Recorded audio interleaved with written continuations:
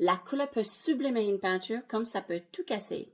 Donc, si vous avez des hésitations par rapport au choix de couleurs que vous utilisez pour vos peintures ou comment appliquer les couleurs que vous avez, c'est important de comprendre parce qu'il n'y a rien à faire.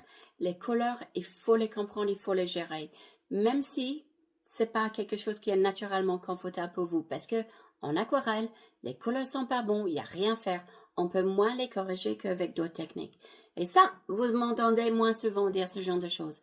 Parce qu'on peut corriger beaucoup de choses en aquarelle. Mais les couleurs, l'impact des couleurs est tellement fort qu'il faut vraiment comprendre comment les couleurs fonctionnent avec nos 4 fondamentaux. Les 4 fondamentaux, on a parlé la semaine passée. Donc, la structure, les valeurs tonales, les contrastes et les contours. Parce qu'on va continuer sur les 4 fondamentaux cette semaine, mais on va regarder le rôle de couleur et comment le rôle de couleur transforme vos sujets et transforme la manière que les spectateurs jugent, etc., comment ils vivent vos peintures. Parce que les couleurs sont magnifiques, mais pas essentielles. Et ça, tout le monde le sait.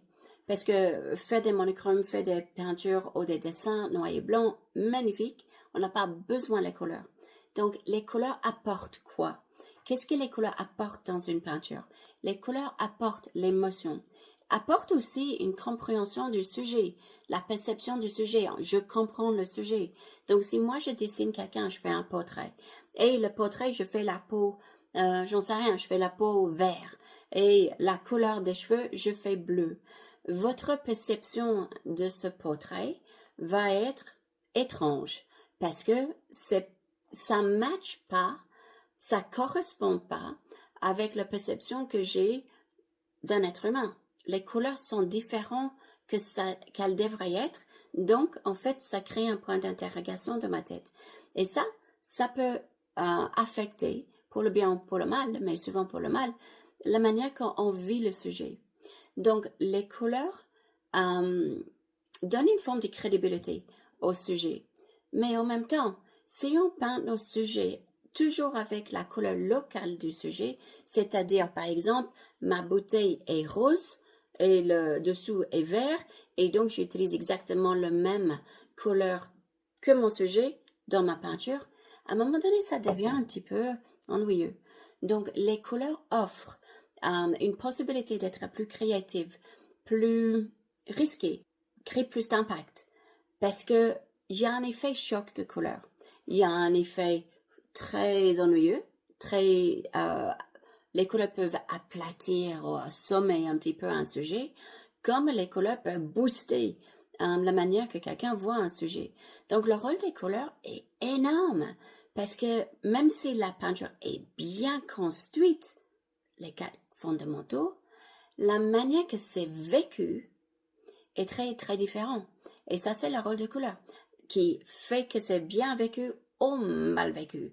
Et donc, vu qu'il n'y a rien à faire, on utilise la couleur, sincèrement, essayez de les améliorer, aller vers la maîtrise de vos couleurs parce qu'il n'y a rien à faire, on a besoin. Mais pour la peinture, donc la peinture qu'on va faire cette semaine, vous voyez le mur jaune, vous voyez que l'impact de couleur est déjà là. Mais ce sujet, j'aimerais bien le peindre 2 fois. Donc 2 fois dans le même live. Et donc, on va simplifier un petit peu le sujet, on va le faire 2 fois, mais avec des gammes de couleurs différentes. Et on va travailler les quatre fondamentaux différemment. 2 peintures complètement différentes grâce au choix.